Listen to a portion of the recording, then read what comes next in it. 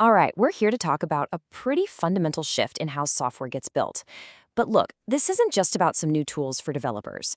You should think of this as a strategic brief for any leader who wants to actually compete and win in the next decade. So let's just dive right in.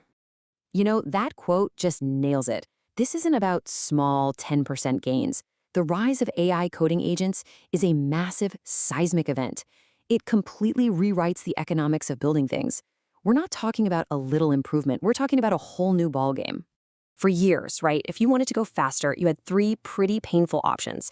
You could spend a ton more money hiring people, you could burn out the team you already have, or you could just deliver less stuff. All of them are just terrible trade-offs. But now, a fourth lever has just appeared out of nowhere, the ability to multiply the output of the developers you already have. And that, well, that changes everything. So what is this structural shift, really? What's actually changed? To get that, we first need to take a look at the tools that are driving this whole thing forward. Okay, let's be super clear here. We're not talking about some glorified autocomplete. No way.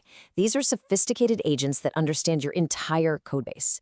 You can give one a high-level command like, hey, add two-factor authentication to our user login flow, and the agent will actually draft the code, write the tests, and even suggest the best way to plug it in.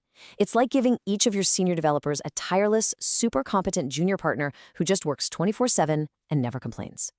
So before we get to the really powerful stuff, we've got to talk about the villain of our story, technical debt.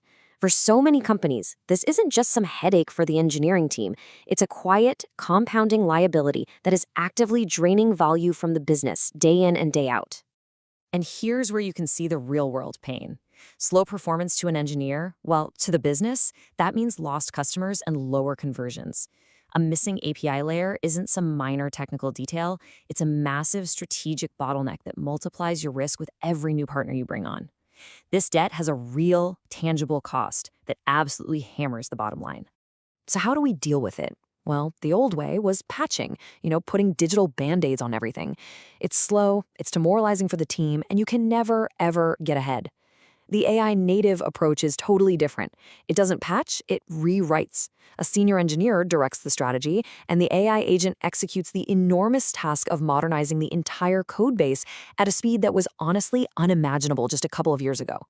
And this brings us to the hero of our story, the AI native team. This is so much more than just a new set of tools. It's a whole new model for how teams are built and what they can do. It finally breaks that ancient trade-off between speed, quality, and cost. You can actually have all three. Let's just start with the numbers, because they're pretty staggering. On the same kind of tasks, AI native teams are seeing an average velocity multiplier of 3.5 times. What does that mean? It means they're building and shipping features more than 3 times faster. Just think about your roadmap for a second. That project that was a year out, it could now be done in a single quarter. And get this, that incredible speed doesn't come with a higher price tag. Nope, it's the exact opposite. You're getting the same or even greater output with a smaller, more focused team. The result?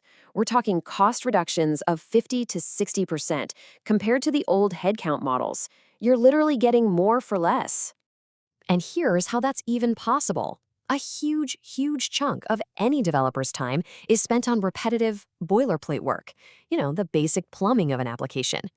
AI agents do these tasks 4 times faster. This frees up your best people, your senior talent, to focus on what actually matters: business logic, architecture, and innovation. I mean, when you look at the monthly cost for a team delivering the same amount of work, the difference is just undeniable. The savings aren't marginal, they're structural. This is what we mean when we say it changes the fundamental economics of software. And the advantages just stack up across every key dimension. Smaller teams, faster delivery, better test coverage, lower overhead. It's a systemic improvement across the board. And notice, stuff like documentation and QA isn't getting skipped, it's getting automated. This means quality and speed go up together, which, as you know, was basically unheard of before.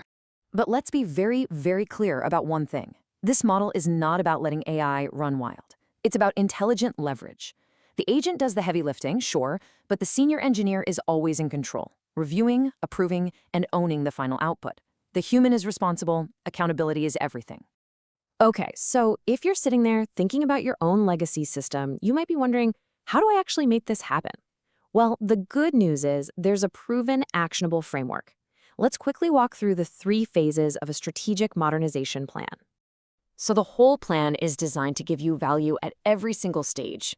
Phase 1 is the foundation. You rebuild what you have, but on a modern, high-performance stack. This isn't just a copy-paste job. It's about creating a rock-solid base to build on. Then, Phase 2 is all about leverage. You automate internal workflows and open up your system for new partnerships. And finally, Phase 3 is where you hit the accelerator, using AI to pull intelligence out of your data and drive decisions. And the outcomes of each phase, they are concrete business results. You start by making your users happy with a 5 to 15 times faster experience. Then you create massive operational leverage by automating away staff workflows. And finally, you go from just running the business to intelligently growing it with data. Seriously, what would that mean for your company? It's just so crucial to frame this the right way. We've talked a lot about tech, but the decision to go down this path, it isn't a technical one. It is a fundamental choice about your business model and how you're going to compete. So if you need to make the case to your board or your CEO, here's how you frame it. Number 1, this is about risk reduction. You're getting off fragile, insecure systems. Number 2, it's about competitive positioning. You're gaining a structural cost and speed advantage that your rivals won't have. And number 3, you're building real operating leverage, which lets you scale revenue without having to scale your costs right alongside it. And this quote just says it all, doesn't it? The old model was linear. More features always meant more people, more cost. This new model lets you move toward exponential scaling, where your software and your AI agents absorb more and more of the work. The ROI isn't just efficiency, it's about grabbing market share. So look, the technology is here. The methods are proven. The advantages are crystal clear. This shift is happening, whether we like it or not. The only question left for every leader out there is one of timing. Are you going to lead this change in your market, or are you going to be forced to follow?